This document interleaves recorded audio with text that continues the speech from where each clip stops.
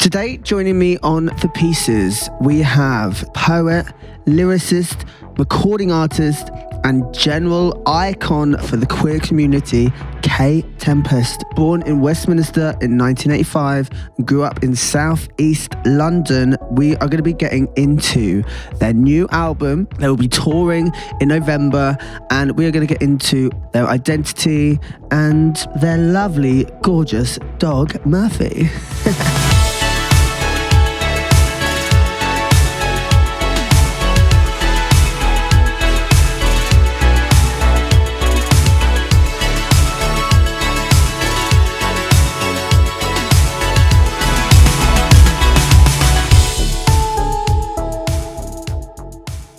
Kae Tempest is on my podcast. Ah! How are you doing today?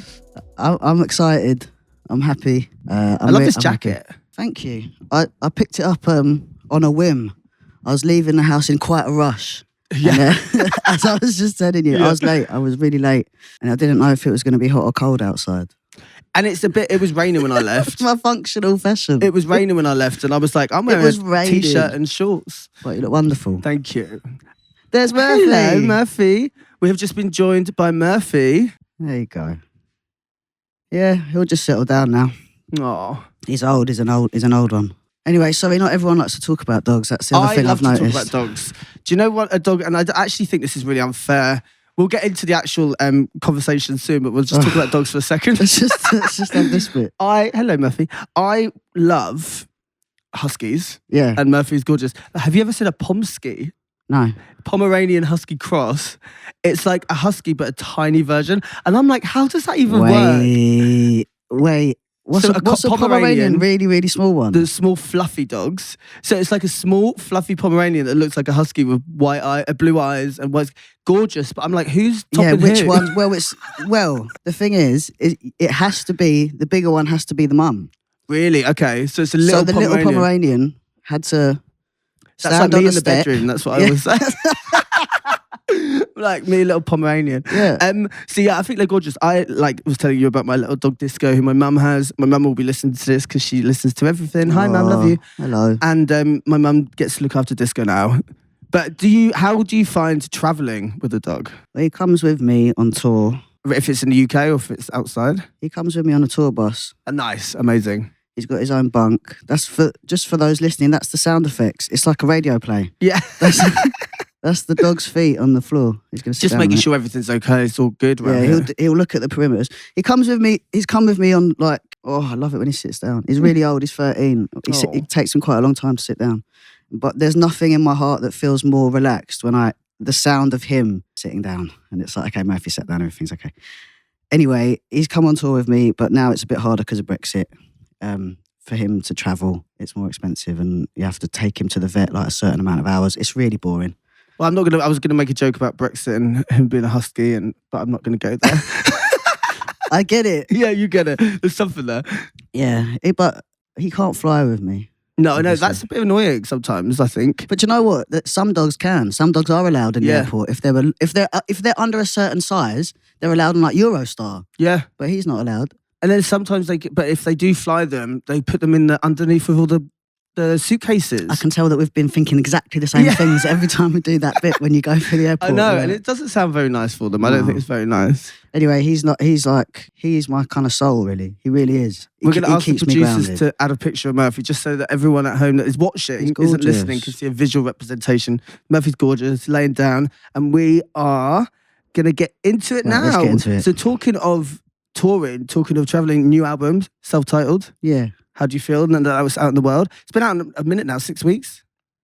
Yeah. When did it? Yeah, it came out. Yeah, probably about exactly that ago. I feel amazing about it. I love it.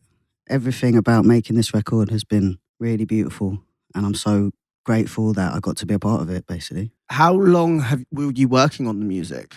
It had like a fairly short life cycle, but these things take as long as they take. Like when I was actually in the studio working, it was really fluent. The process was like charged, and it was like being in a strong current. I say it all the time, but that's what it felt like. You know, if you just suddenly get caught you just get caught up in it, and time kind of disappears. That's what you want though, right? Yeah, it was amazing. It was absolutely incredible. I think really from nose to toes, like it was like 5 weeks, but just spread out over 6 months or something when I could get time in with Fraser, who's the producer. But actually the writing itself was really quick. It was, once you're in, you're just fucking in, you know? That's, I think, is really important. And I've found that even with my own music. And over the years, I've been put in sessions trying to make music. And recently I've just been in making an album and wasn't trying to make it. It just kind of fell out. And that is something I think is so special to have. And you worked with Fraser again. So that's really interesting you say that. Yeah. So you said you weren't trying to make an album. Yeah, and it just happened, basically. Yeah, because I think expectation is just the enemy of creativity. So when you have an expectation on yourself or someone has an expectation of you, then it just gets in the way. Well, I think it was always people's being like, okay, we need to make this sound and it needs to sound like this current and this bloody blah. And I was just like, it just never, sometimes it worked, sometimes it didn't, you know? And then most of the time it didn't. And I think like this time going in the album with the producer that I worked with, who's incredible, and like the writer I worked with, it was the three of us. And we basically it was just 2 songs a day sometimes and then working on it. And it's like, it was just falling out in a way. Like it felt like it was like, and I call the genre electro punk. It's like, which I'm excited for, but we'll get to that later on. But yeah, self-titles, you work with Fraser again. Fraser is a producer. Yeah. He's worked with lots of kind of big, successful like pop artists, really, like people that have done extremely well. He makes big songs. People like Adele, Dave, Stormzy, they're like the big hitters, and also lots and lots of other people besides. But I met him through a podcast that he did actually, and we got on really well. And I never really imagined myself working with a producer like that. I think because I didn't know what I could do there. Yeah. Do you know what I mean? Like, yeah, of course. Well, when you hear names like that, it's kind of like, obviously you know what you're capable, but then it's, what are you capable? You're capable of doing anything. Well, he's a very interesting guy because he just sees no limit. Like his ambition is mighty, and his belief in what I was doing was inspiring and kind of like almost, you know, sometimes if somebody believes in you a lot, it can either like diminish you or it can really like elevate you. You can either think I don't deserve this, like what is this? Or you can be like, wow, this person thinks that I'm capable of being in this room and kind of standing up alongside this moment, rising to the occasion. Or it can like, anyway, in that moment, in that studio, which is like full of light, it's a really beautiful place that he's built.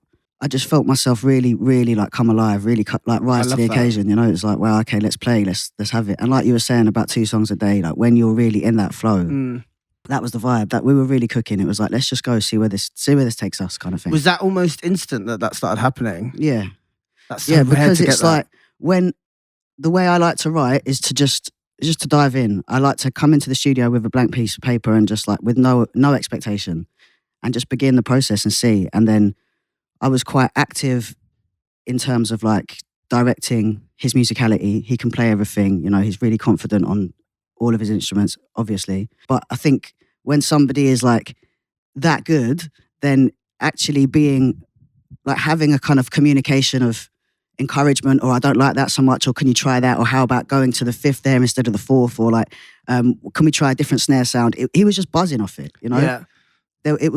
The whole way our communication was open, and both of us were just like so enthusiastic and excited, just buzzing the whole time. That's important to have, especially if you're someone like yourself, as lyrically you're open, you're vulnerable, you can get there. Yeah. So you need to be in someone that you can trust. And if someone isn't open to ideas, or like if you suggest something and they shut it down, that can also cause a bit of a rift. So to have someone that's just allowing you to be expressive, I think is really powerful.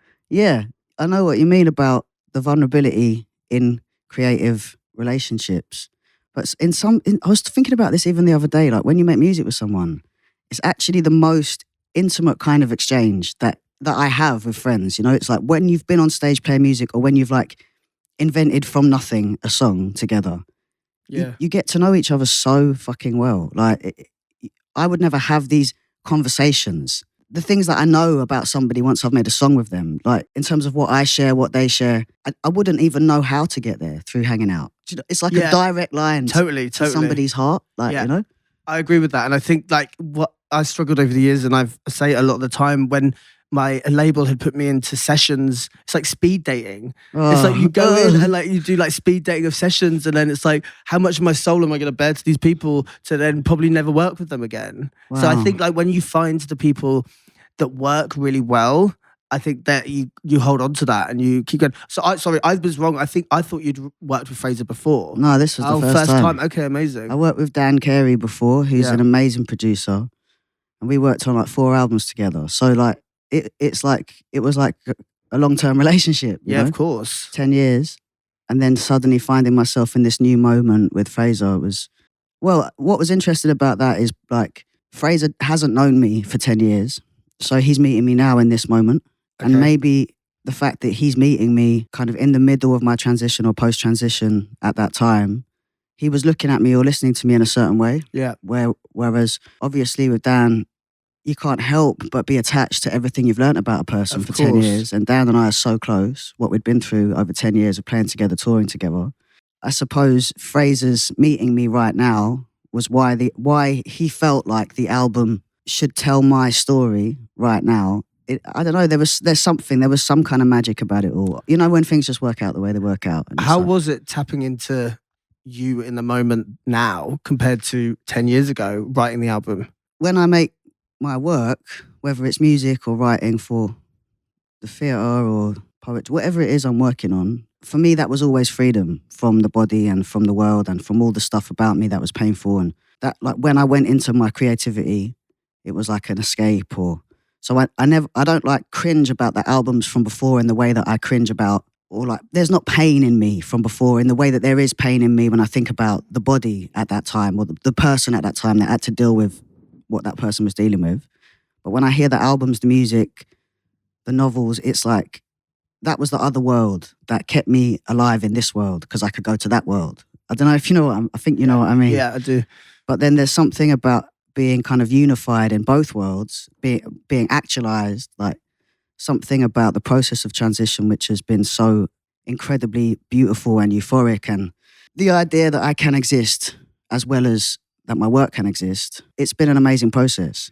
And I think this album, I would have been resistant to telling my story. Mm-hmm. But because Fraser was encouraging that in the way that he was, I just decided to go with it. Because like I was saying to you, like everything just felt like, you know, like this strong current. I was being led. Yeah. It was like, it was just flow. So I just thought, okay, whatever makes me feel nervous about this, don't lean on those nerves. Just lean past them and think about actually how profound it might have been for me to hear this story from someone at some point in my life when I really needed it, kind of thing. So that leads me on to what I was going to ask you next. Making this album, self-titled, obviously when you create a body of work, you're writing it, it's for yourself, but who do you think it's secretly for? Or like, who do you think, like, if you were to put, who would it be for that is listening to it? I think you were just kind of bridging on to that then. Yeah. What's interesting is that I make the work, you know, I have an idea and I'm all about the idea. I try not to think about in the moment of making a song, like where it's going beyond that moment of trying to make the song. Like I'm just thinking about what the song wants. There's a moment when you're kind of writing where you're being led. You just go wherever it takes you. And then at some point you work out what it is that the song wants and then you start to lead the song. And then, you know, that's how it goes. But then there's a moment when it's finished and it becomes something that you're touring, when you look out and you see who it's for. So who I might imagine receiving my work is one thing, but who you're actually looking out and seeing, well, then it's a whole different thing, because in my mind, I'm like, it's important that I stand up and make myself visible and tell this experience because of somebody who is unable to be honest with the people in their life or even with themselves about what they're going through, and just a tiny little hint, like some tiny little reminder that, you know, transition is possible, beautiful, natural, powerful, like it can do something at some little bedrock somewhere, somebody. Mm-hmm. It could just build that foundation a little bit stronger so that if or when they're ever, you know, able to actually be, you know, that's the biggest hope I could ever have for the work, that it forms something that can help somebody see themselves and know themselves and love themselves. But then when I look out, there's so many different people in the audience. It's like when I see like some kind of genderqueer young person that does something to me, where I'll just lean into that and try and give everything. But there'll also be like elder, cis, geezers, bald-headed, like rough, beautiful men, you know, beautiful, like feeling, crying, beautiful. Or like sometimes 3 generations all present. Elders, like youngers, sometimes even 4 generations, like all different kinds of people. And who am I to say who something's for once I've made it? I don't know. Like, I don't know. The whole process is a mystery. It's a mystery when I'm receiving it. It's a mystery when I'm delivering it. The only part that makes sense to me that I understand is the craft of it. That's the bit that I know, but I don't know where it comes from or where it's going. All I know is that sometimes when I'm in performance, something happens and it can be profound. And obviously it's important to me to be visible for my community, especially at this time. But also beyond that, I think that anybody can relate to a story about becoming and, like, you know, a struggle to obtain some kind of selfhood, you know, in a moment of a life that can hold all the other selves that you've been. I think this is universal truth, and that the more particular I can be about telling my story, the more hopefully that can resonate with not just people that have been through the same thing, although definitely for those people, but also there's an element that can resonate with everybody. If you tell your truth, that can go to the truth in other people is my hope. That genderqueer person at the front, that geezer that stood there crying, they're there for you. Like, you have brought them there in that place, and they have resonated with something that you're saying and your lyrics and your poetry and the way you write and your performance. And I think you're so right in saying that the universal truth of discovering and becoming, we all have those journeys, no matter what people might try and say, like about identity politics or whatever. If we want to go down that route, you know, I can go. It's just like the media and a lot of the powers above try to limit us into this idea of this rigid idea. But actually, to be open and authentic with yourself. Like, I'm still discovering myself at 32. Like, you've been discovering yourself too. Like, you trained, you transition. People don't understand that nothing is set in stone. And I think once you are open to that and accepting, you're right, it's for anyone. It should be for anyone. Art is powerful at moving people's perceptions and understanding and allowing people to strip away the limitations that society puts on us. Yeah, this is the dream of it. And like, when I think about when I've been most known by what I've experienced in terms of music or literature, what it's done for me has been so powerful. I'll be reading a novel by somebody not like me in any way, somebody who's been dead 100 years, who lived in a different place at a different time, whose experiences were different, but something about the condition described in that novel found me in the condition that I was in and connected with me and made me feel less alone. It's like a hand reaching out through time on your shoulder. You know, at your back. Yeah, that's how it feels. And because I have received that, I can give that. That's my belief. It's like when I'm on stage and I'm delivering, it doesn't scare me to think about what I'm doing, although it used to, because I just think about myself being in this sequence of all the people that have inspired me, and because I have received so much, just plugging into that, and like, I can feel them all charging up my back, and then I can open my chest and it can come through me and out. And because it's coming through me that way, I know it will reach somebody, and that person will then take that light into their body and will transmit it. That's how I think of it. And that the person that receives, I don't know who that person is. And it could be anybody. It doesn't necessarily mean that I'm expecting somebody to suddenly have this creative life and go onto this path of an artist. That are just in your day-to-day life, when you leave a concert and you feel a little bit more connected to life. You know that feeling? Yeah. And you come home and you feel a bit more connected to whoever you share your home with. You feel a bit more connected to whatever is happening in the sky, rather than, you know, you get to look up or you get to look out a bit more. You know, it's like that thing of re-establishing a deeper connection to life again. I think that's the power of it, and I don't take it lightly.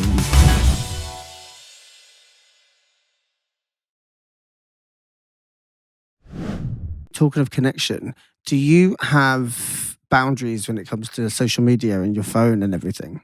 I almost feel bad saying this, but I don't use social media. I don't do it. Luckily, and I have to do it for my work, and I used to have to do it, but it drives me fucking up the wall. It drives me crazy. Same. So I can't. But luckily, I've got managers and things like that, and people who do it for me, because you have to be there. You have to exist in that space. But personally, if I exist in that space, I don't like what it does to my mind. I don't like what it does to my thoughts, the pace of my thoughts, the way that it turns my thoughts against themselves. It's like being in a hall of mirrors, and it's just not helpful. Yeah. It's not helpful if you spend all day in your imagination with your thoughts, then you notice the impact of certain things on them. And it's a very privileged thing to say, like, oh yeah, I don't use it, but like, it literally will send me fucking nuts. And I say that as somebody who is, like, you know, bona fide fucking nuts. Like, I'm allowed to say that because you know what I mean? I got the fucking letters to prove it. Yeah. But like sometimes when I'm writing, the best thing I can do for myself is turn my phone off. I did this. I did it for 40 days once. Like no phone. I did this, man. I did this thing. Like I was going absolutely mental. I was like, something's got to give. I've got to find a way. I was working on this novel. And I was just going mad. And then I was like, right, turn my phone off. I was like, no TV, no phone, no radio, no cigarettes, no alcohol, no sugar, no caffeine. I cut out, I just loads of things. I was like, anything that's making my mind like more like, zzz, like I'm just going to get rid of it all and see if I can go to a place with my imagination and my thoughts that's calmer. It was a mad experience. Did it help? It was amazing. Yeah.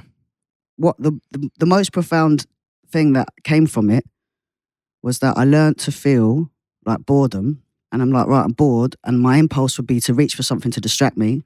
Telly, phone, beer, cigarette, coffee, biscuits, like anything. Anything. Yeah. Like, and without any of them things, what happened was I just lay on the floor and I was like, I'm bored. My brain doesn't want to be thinking whatever I was thinking about. And I'd lay on the floor for about, I don't know, 10 minutes. And then it goes away. And actually what you've had is a little rest. Yeah. It's amazing. For people listening, as someone that has ADHD, that would be a nightmare to do. A nightmare. Because like you're constantly distracted as well. Anyway, like it's like a... Yeah. So to do that... Have you ever heard of Vipassana? Yeah. Vipassana, I'd love to do something like that. I don't think I could hack it. I mean, it says, but everyone I've ever known has done it. Yeah. Vipassana is where you're, for 10 days, it can be longer. You don't speak. You have no phone, no contact with anyone, really. And you just meditate for the entire time and sit, like try and stay still. And I've heard amazing stories, but it would be that would be a really difficult thing. I don't think I could do it. I think a practice of discipline and routine is, especially if you have a life without any of that kind of thing in it, it's a very attractive prospect to me. Mm-hmm. But those kind of things, I like the extreme of that. I would love to arrive at a point in my life where I could have that kind of practice, like a daily practice or something. Yeah. But that's at the minute, that's a little bit impossible. But anyway, the more important thing to say is how wonderful to even have the thought that you know that you need something to come into your life at some point of routine, and we'll just get there just minute by minute. Do you know what I mean? Just take it as it comes. Be grateful. Be grateful. You're someone that constantly asks questions, right? I haven't asked you one for ages, so I don't know. No, but I mean in general, day to day, I think you're like, because I think I have a similar thing there where you're always questioning, like always looking for... maybe, yeah. And I think that's a good thing, because otherwise you can just become numb and like, without lack of a better word, zombified into just not questioning or not asking out or like looking out and like looking for answers. I think I'm constantly looking for answers of stuff that I don't even know the question for yet. Yeah. Like, what was the last one? Like yesterday, did you have a moment yesterday where you were like... Well, I think that, like a lot of the times I have the question is like, well, if you really deep it, it's like, how happy am I with everything that I'm doing right now? How can I make that better? My brain is constantly like, what can I do to improve myself? What can I do to improve the people around me? You know, the thing is like, the 5 people you're around the most are people, I'm like, are those 5 people good for me right now, you know? Because it's happened a lot, I think, over the years. There's definitely They're all listening to this, like, hang on a minute. Hang on, yeah. Well, if you're one of those 5 people, maybe you should question yourself.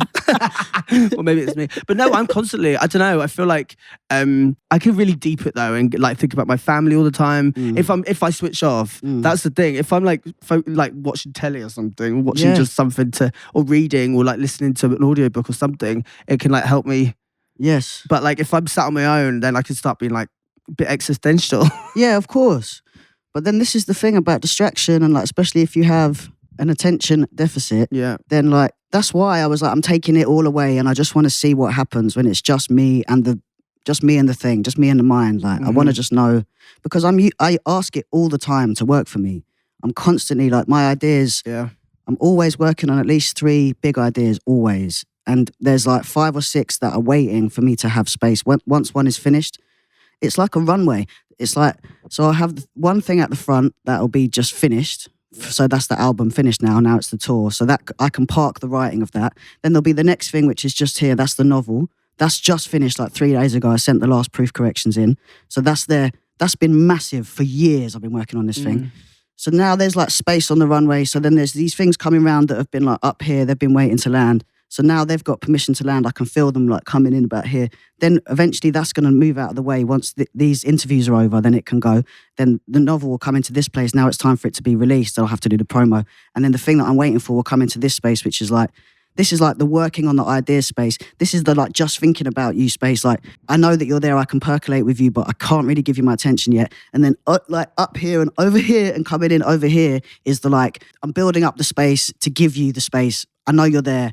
I think about you sometimes, but I can't really give you anything yet. And they're just waiting. So that's always going on. And it has been for like 10 years of making work or more.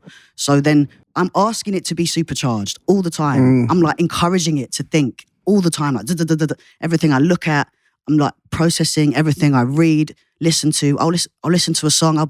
My attention will get split like 5 ways. I'll be thinking about the lyric of the song, the delivery, like what kind of room were they performing in, like what's going on with that bass line? What was he thinking?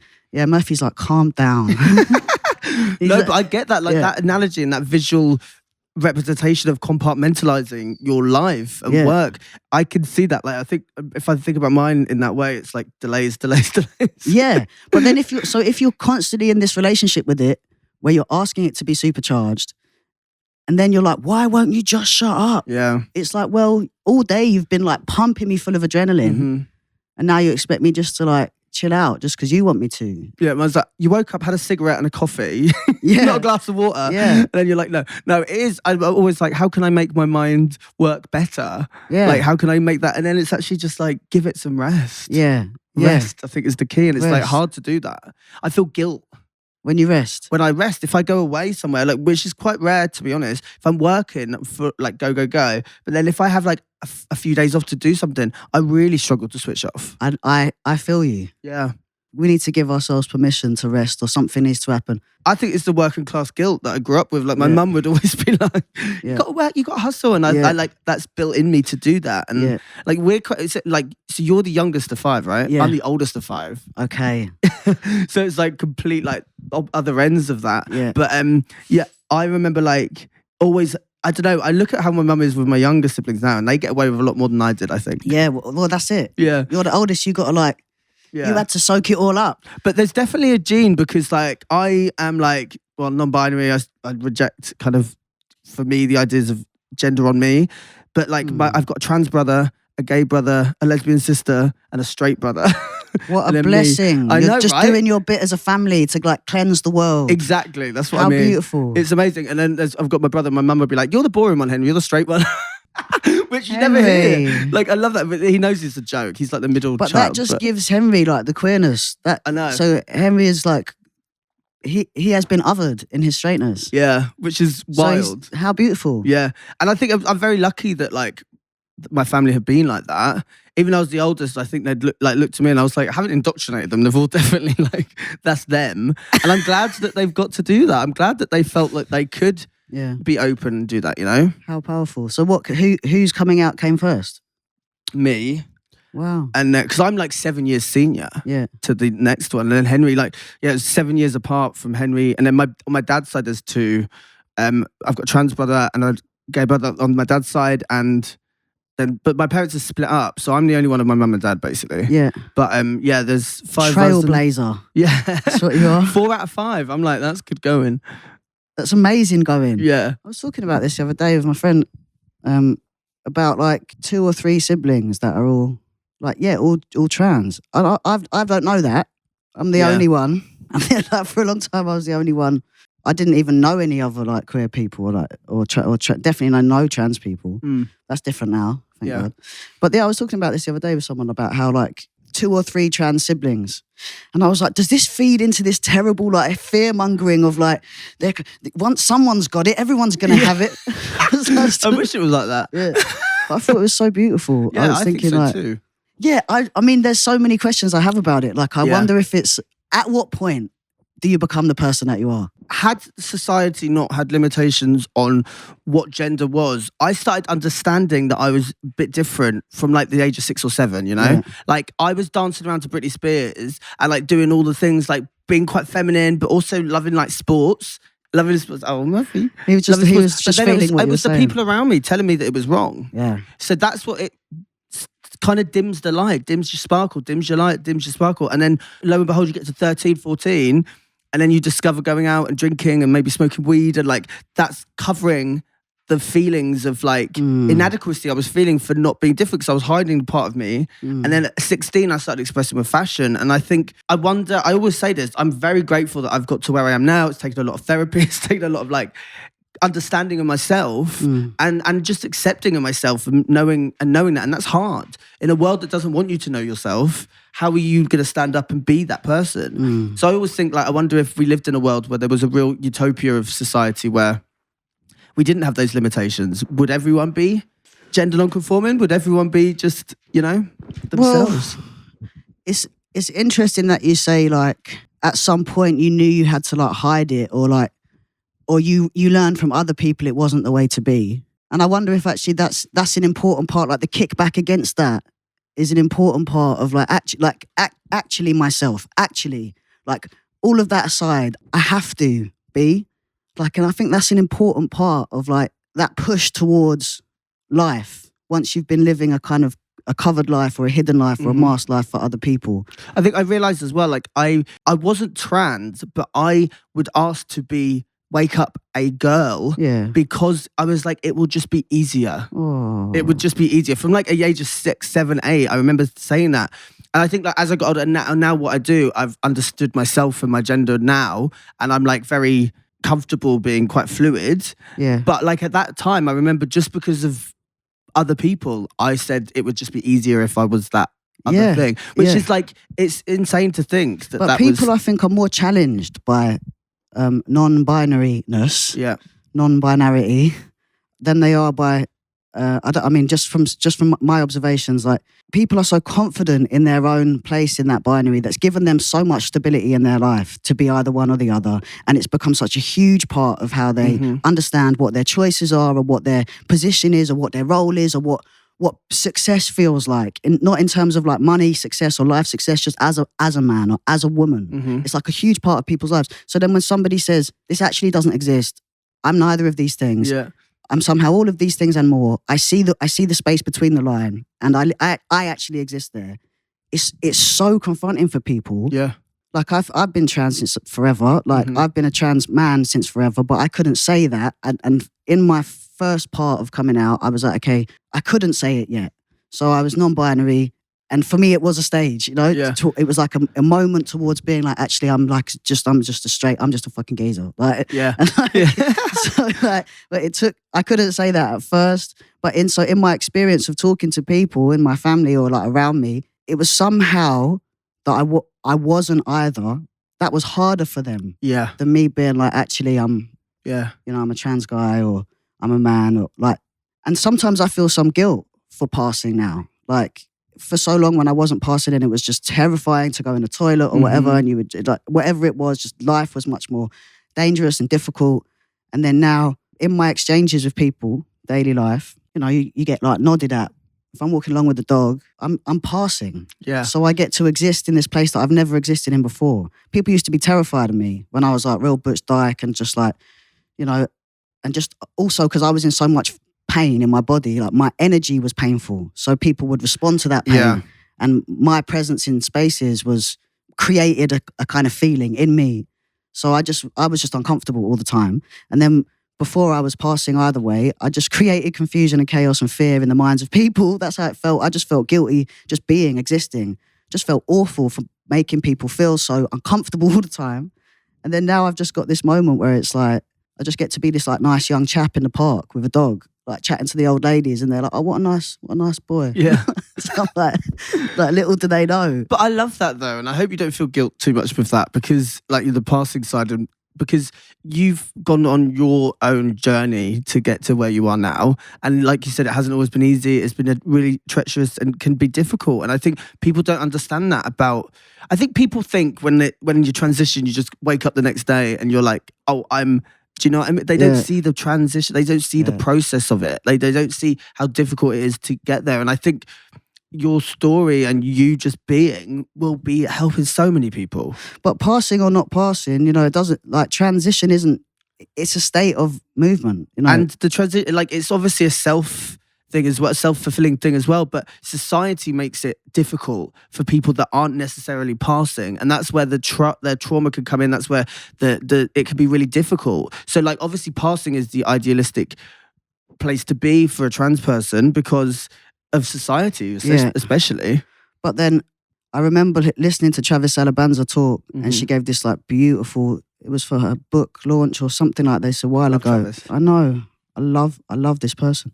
And she was saying, you're allowed confusion as a trans person. You're allowed to not know. Like, you are allowed to exist in a place that is in motion. And I was like, wow, you don't have to be certain one way or another. Just because you're trans, it doesn't mean you need to exist in a fixed state. Or know all the answers. Yeah. But all this to say, like, the other day I did this, I did a photo shoot, turned up to do this photo shoot. I was like, oh, I didn't really know. I never know what I'm turning up to. Like, you just go where you're told. And then just got there. And then it was like a photo shoot for an Italian men's fashion magazine. And I was on the front cover of it.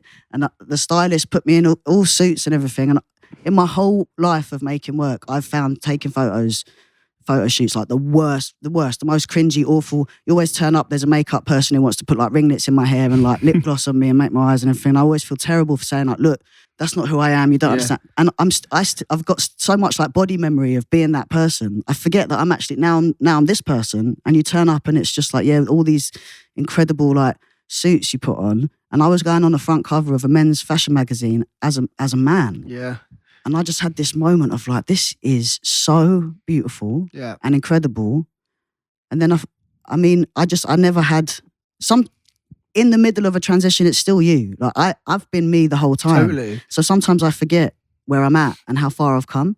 Like, for example, there's things you can't do as a man that you could do when you was like socialized as a woman. Like, there's just little things that I forget. You know, I forget that what my body looks like now, what my face looks like now. You know, if you're like smiling at kids playing when you're a woman, that's like fine. But if you're a man smiling at kids playing, no, don't do that. Yeah. And it's sad. Yeah.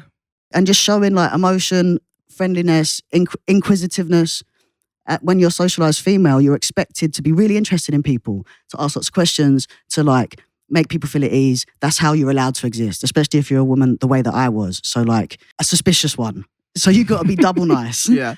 But then as socialized as a man, the most you're supposed to give is a nod. Yeah. Like, and if you give more than that, it's like it can be like, you know, I should be wearing my sunflower lanyard when I'm talking. Do you know what I mean? Like, I think as well, like this, I always say that the binary actually doesn't benefit everyone. Like people, right. I know obviously there's a male privilege and there is a level of that, but even to that point, they can't smile without other people thinking that there's a ulterior motive or there's an agenda or something.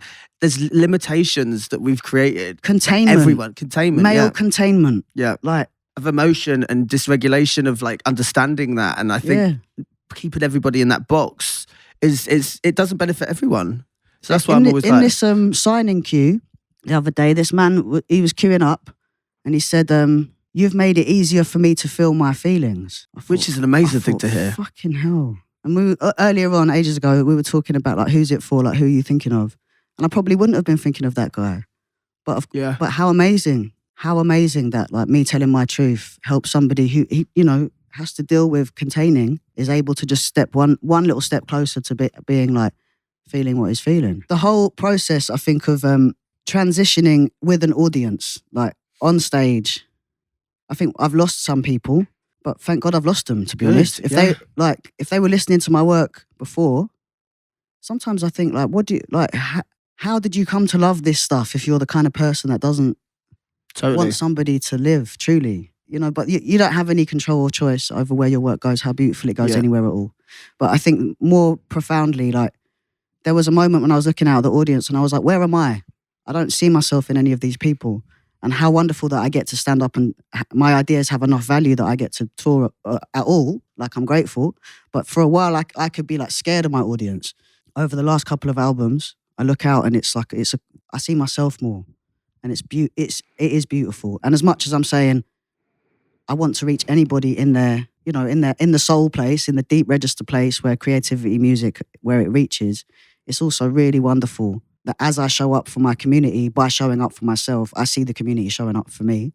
It just makes me weep. I come off stage weeping. I'm like, oh my God. I was going to ask you about that, but I'm going to ask you now. London is a co-writer with you. And I feel like London is part of everything that you kind of speak about, you stand for, everything that you are. Yeah. What do you think London told you this time to say that you couldn't say before? Well, it's like the city that I live in, that I grew up in, I have this relationship with London.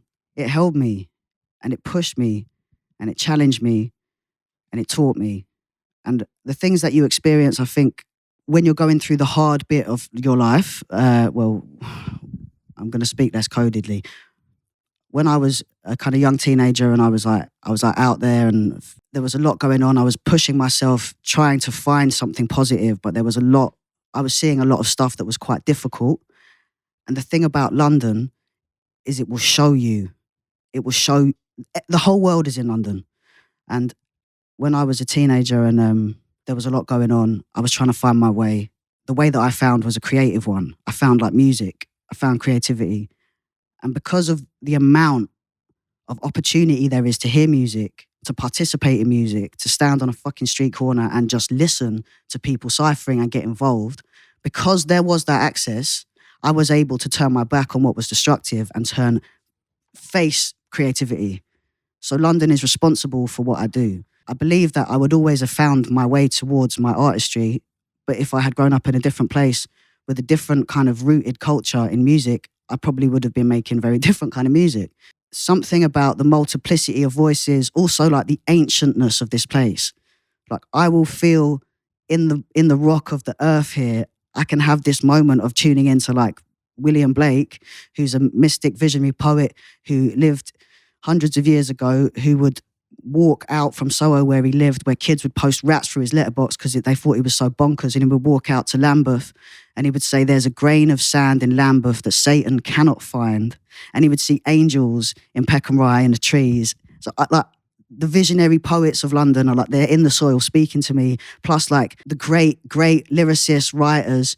Do you know what I mean? Like Shane McGowan was writing in London. Do you know, like it's all here.